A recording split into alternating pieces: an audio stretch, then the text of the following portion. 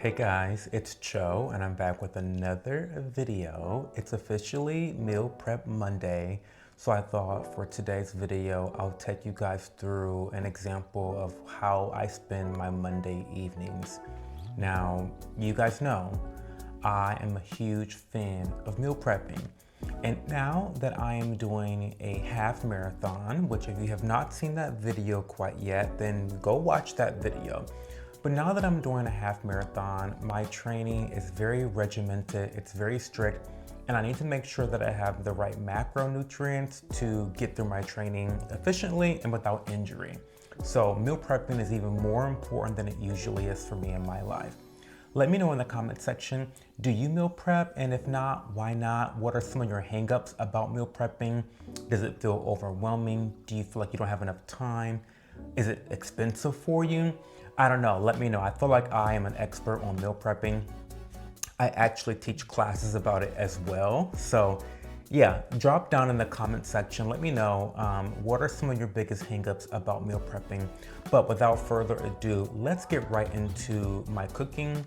So before I even get into the meal prepping of it all, I actually like to prep my supplements throughout the week as well. And I have a daily supplement blend that I consume every single day. The first one is magnesium malate. Magnesium is something that I think all men specifically should be having in their diet. It's going to help with your workouts to better recover. It's going to help you to better manage your stress. It's just one of those really great nutrients that helps with a wide variety of things. It helps with sleeping. It's just one of those I feel like everyone knows about creatine, so maybe I don't have to go into it, in depth, but creatine helps you to work out better. It helps you to lift more. It helps you to do more reps. And so we've got our creatine in there. I feel like it goes without saying, you may not know this about creatine, but it does help you to retain more water around your muscles, which helps you to kind of get that cut look. However, you will gain about 5 pounds of water weight because of the water retention. In the same vein of working out, we've got betaine, aka TMG. This is one of those nutrients that I don't think people really know about. If I had to describe it in a really succinct way, I would say it's similar to steroids, to be quite frank with you. What TMG does, allegedly, based off of the studies, is it helps you to not only lose weight, but also simultaneously gain muscle. So it's just one of those rarities where it can help you to do two things at once, which typically you're either cutting or you're bulking, but with the aid of TMG, you can somewhat do both of them. So that kind of helps you to do both at the same time. If you haven't noticed, I love Nutricoft. So Nutricoft is a high quality supplement brand, but while you'll love the high quality of their products, you'll also love the pricing because they're super affordable. So I do have an affiliate code with them. This video is not sponsored, but I am an affiliate of the company. You can use code CHO10 for a discount, but you don't even need my discount because they're already so freaking affordable. Anyway, those are my supplements for the week. And yeah, let's get into some cooking. Okay, so the very first thing I'm going to start is some rice. I love rice. It is the cornerstone of so many of my recipes that I do. We're gonna do a salmon poke bowl, so it's really essential that I get this rice started ASAP. It's really simple. When it comes to the sticky rice, I do, let's say 1 extra cup above the level of rice that I've added. So I've added 4 cups of rice, so I'm gonna add 5 cups of water. And that's gonna be my ratio for my sticky rice. You definitely can use any ratio that you want, but this is the one that I prefer. I think it turns out really well, but definitely experiment and do what feels right for you. If we can get this container on. There we go. Okay. Hit the rice button, and then that's ready to go. Simple, right? By the way, if you love these OXO containers, I'll leave a link in the description box on how you can find them. They're really great, and it feels really good to pop them open and closed. But they're airtight sealed, and they're really nice. We're going to put some peas in the microwave, just like such. About 4 minutes will do. I'm doing this a bit early because I do want them to cool off. But yeah, we're gonna put some peas in there. When it comes to toppings of your salmon poke bowl, it really can be whatever you want it to be. I prefer peas because they're high in protein, but you can do corn, you can do carrots, sprouts, green onion, bell peppers, the list goes on and on and on. So get creative when it comes to your salmon poke bowl toppings. Okay, so we are just going to give this garlic a rough mince. If you have a food processor, this will make this a lot quicker. I don't know why I didn't just pop it in there, but it's okay. We'll just mince it really quickly. We're gonna take a half of a lime, squeeze that right in there.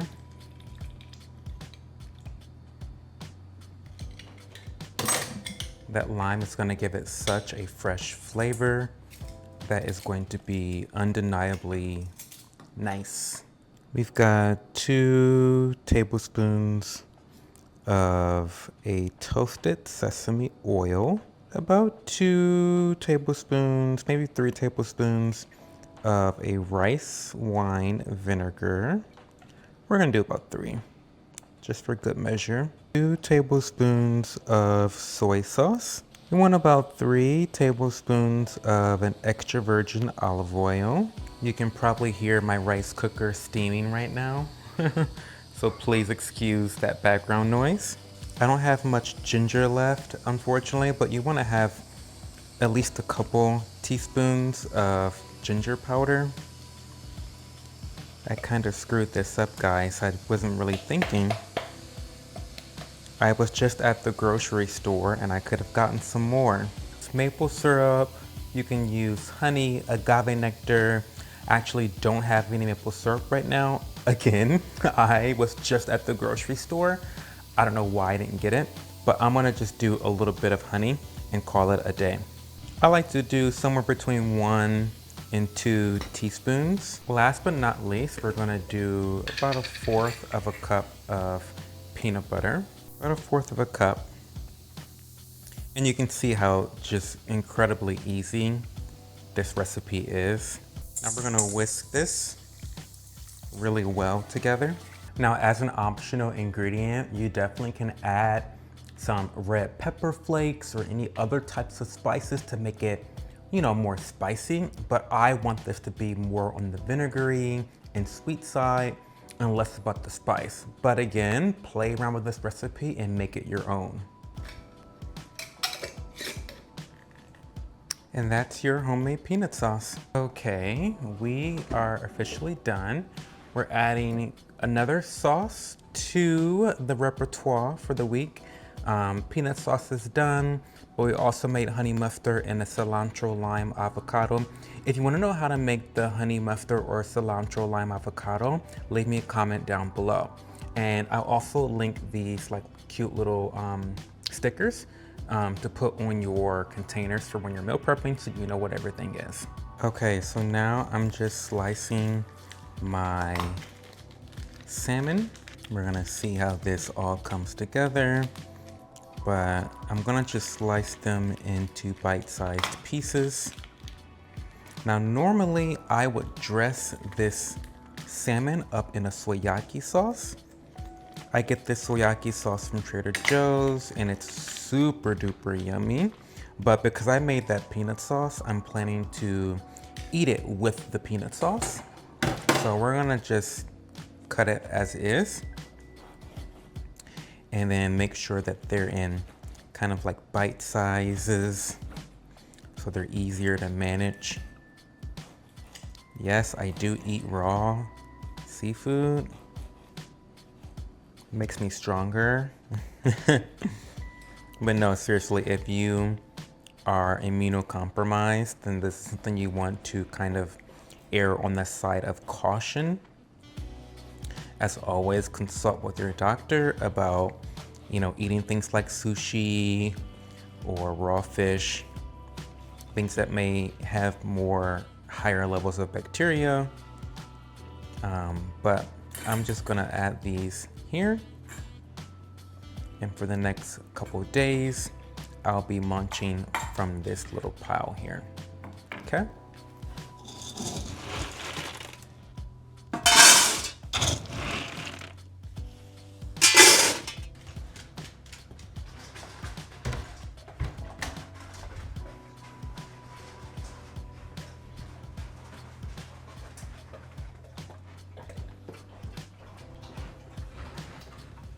Okay, so I'm gonna take a little bit of a break along with the dogs. While they're eating, I'm gonna eat too. So I got my rice. I'm gonna put some everything but the bagel seasoning blend on top of it. This just makes sure that every time you bite into some of the rice, that you're getting some flavor. And then it's just a matter of topping everything off with your other ingredients. We're gonna put some salmon here in the corner. We're gonna have some peas. I love peas. The more the merrier. And like I said, normally I would have other ingredients like bell peppers, maybe some yellow sweet corn, things of that nature, but I'm feeling pretty lazy, so I'm gonna keep it very simple. I'm just gonna do this peanut sauce right in the middle. And then what I'll do is I'll top it off with some green onion that I used earlier this weekend as somewhat of a garnish. And there you go, guys. We've got a meal right here. Okay, so the next thing we're gonna do, we're gonna make a homemade Pico de Gallo like type salsa. Really, really simple recipe to make. And it's a really versatile one that you can use in a variety of different recipes. I'm planning to use this on top of like potatoes, eggs, and a variety of other dishes. It's really simple to create as well. It's something that doesn't take very long. Sure, there's some prep that's involved, but outside of a little bit of slicing and dicing, it's not a complicated recipe at all. So this is something that you can whip up really quickly that's gonna be really healthy and very flavorful as well. So you can see we are just dicing our tomato. We've got these Romas really, really ripe. I like them to be juicy and sweet. I love when my fruits are very ripe because that's how all the sweetness comes out in the flavor profile. And you can kind of see I'm not too concerned about the size. Some of my tomato is chunkier than I want it to be. Some of it is a little bit smaller than I want it to be, but it's not that big of a deal in my opinion. Just slice them and dice them down to whatever really works. If they're not all, perfectly even, you'll be fine, trust me.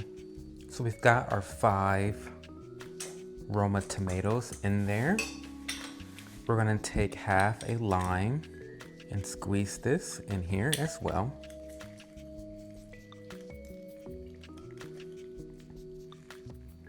It's perfect. That fresh lime flavor is going to be so nice in there. We're gonna take some garlic as well. About 2 to 3 cloves. We're gonna do 3 because why not?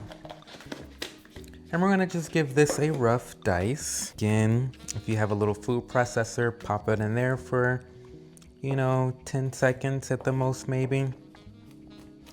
And then just give it a rough chop. Just enough to bring all of that garlicky flavor out.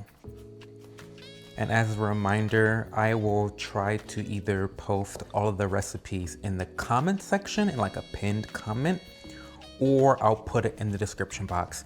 In fact, I'll put it in the description box. If you are a fan of my channel and you do not look at the description box, what is wrong with you? There are always gems and links in there that I think are very helpful. So definitely check out the description box if you want the recipe for today's video. That's a pretty good enough dice for me. So we're gonna put this in there. And guys, this tomato smells really good. I kind of didn't really ever think that tomato had a smell, but it smells really good, especially in combination with this garlic. It's heavenly right now. Now we're gonna do our onion. 1 whole red onion. And I pray that I don't start crying too badly, but we'll see about that. So we've got the skin off, and then we're gonna just make some slits into the onion, and then we'll do a dice. One little pro tip I can give you, and yeah, I'm gonna stop right there. But one pro tip I can give you guys, that when you're meal prepping, always be thinking about how you can use multiple ingredients for different things. So for example, I have onions not only for my Pico de Gallo, but I'm also gonna slice some onions just to have around the house in case I want to top them with eggs, like saute some onion with eggs, or use onion for anything else. So I'm gonna just slice this and have this already prepared and ready to go. Maybe I have some beans that I'm sauteing on the stove top and I wanna have some onion to go with it. Well, because you've already taken the time to slice this onion, because I just got done dicing some, you've kind of done a little bit of work ahead of time.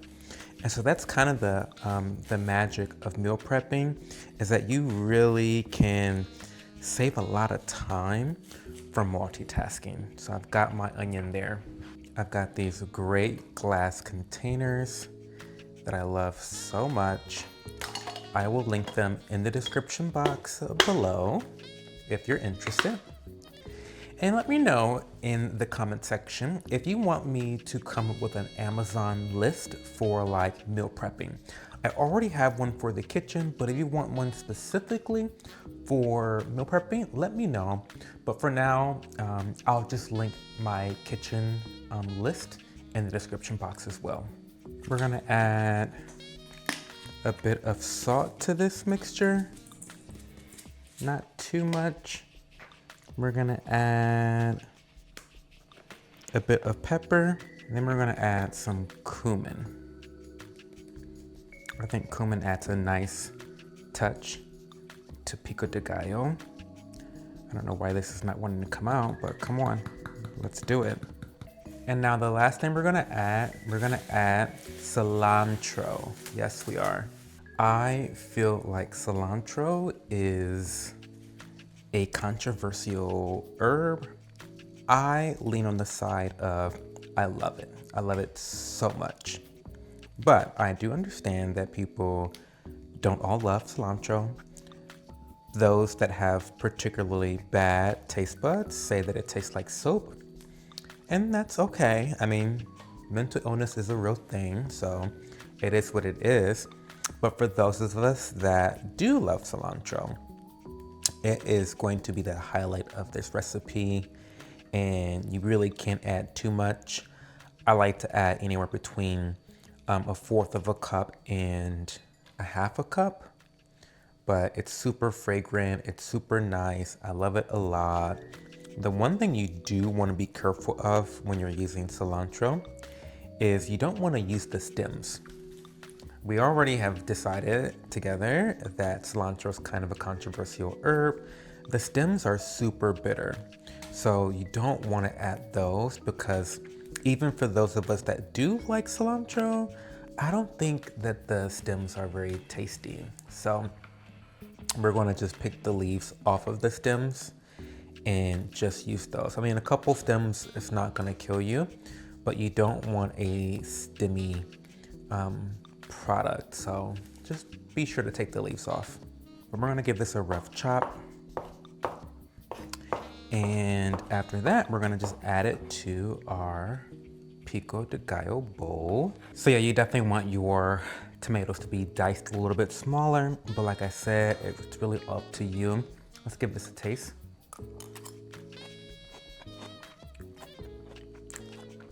That is so good. Guys, I was going to roast, ignore the pans, by the way, ignore the pans. I was gonna roast some vegetables, like some roasted veggies and potatoes. I was gonna do a tortilla española, but this came in the mail. It just got here. This is the Chefman multifunctional digital air fryer. I'll link it in the description box.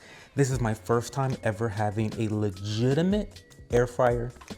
I have a fancy microwave that claims to air fry. It's not the same thing. It's a lie. This is a actual air fryer, and it's my first time. So instead of today's video being, 50 plus minutes long, I'm gonna end it right here. Hopefully you guys enjoyed the recipes today. Again, they'll be in the description box. I'll link everything in the description box, but you definitely want to subscribe for a future video because I will be testing this out for the first time, and I'm really excited, and I'm gonna do it all with you guys together. So thanks for watching, and I'll talk to you guys later. Bye.